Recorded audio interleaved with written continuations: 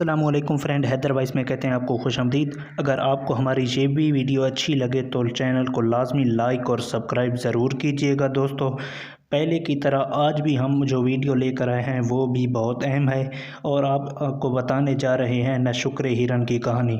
تو دوستو، بہت سے ہرن جو تھے وہ جنگل میں رہتے تھے، وہاں گھاس کھاتے اور خوش و خرم رہ رہے تھے۔ وہ جنگل میں موج مستیاں کرتے کیونکہ گھاس کی وافر مقدار موجود تھی اور کوئی بھی جانور انہیں نقصان پہنچانے والا نہ تھا اور وہ آپس میں دوستی سے رہتے تھے۔ دوستو، ایک دن ان کا جو بڑا ہرن تھا اس کو بہت ہی شدید پیاس لگی اور وہ پانی کی تلاش کے لیے نکل پڑا۔ اس نے بہت زیادہ سفر کیا اور ندی کی تلاش میں تھا کہ جہاں پہنچ کر تازہ اور ٹھنڈا پانی پیا جائے اور اس کی پیاس بجھ سکے۔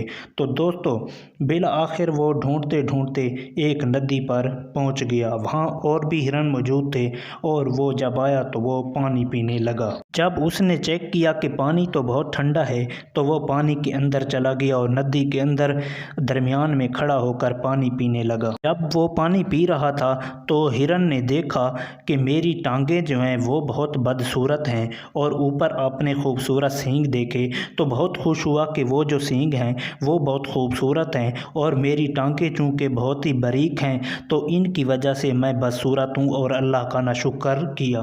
تو بس اس نے اللہ ہی کا ناشکر کیا اور اللہ کی نافرمانی کی تو اچانک ہی اس پر چیتا ایک ٹوٹ پڑا اور چیتا اسے کھانے کے لیے تیار ہو گیا۔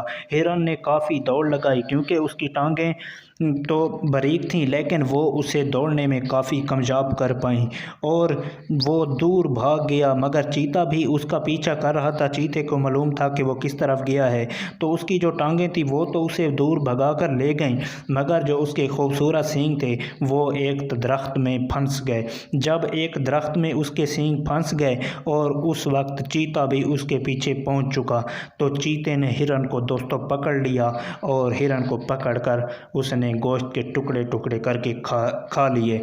تو دوستو، اس سے معلوم ہوتا ہے کہ اللہ کی ناشکری نہ کی جائے۔ تو دوستو، آپ سے ریکویسٹ ہے کہ اگر یہ ویڈیو آپ کو اچھی لگی ہے تو ہمارے چینل کو لازمی سبسکرائب کریں اور مزید ایسی ویڈیو دیکھیں۔ شکریہ۔